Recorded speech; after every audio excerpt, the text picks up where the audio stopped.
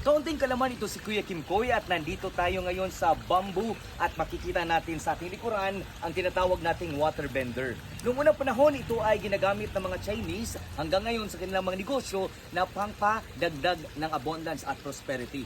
Alam niyo ba kung saan galing ang koy? Noong unang panahon, ito ay hindi nabubuhay sa tubig na tabang dahil ito ay nasa tubig na parap doon sa karagatan. Ang kanilang ama ay Shokoy. Ang Shokoy ay hindi na makikita sa mga panahong ito dahil nandun na nagpupuyo doon sa pinakailalim ng karagatan. Kaya pinasyusyo ito at ang mga isdang ito ay mga anak ng Shokoy at dito na nanirahan sa tabang kaya tinawag na lang itong koy.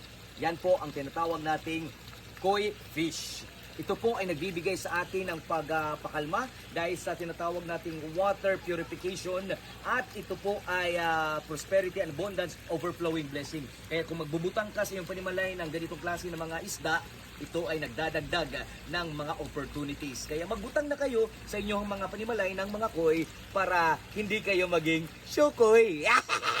Tapos Kuya Kim Koy para sa ating kaunting kalaman. Kaya naglasa niya. Ay! Sokal!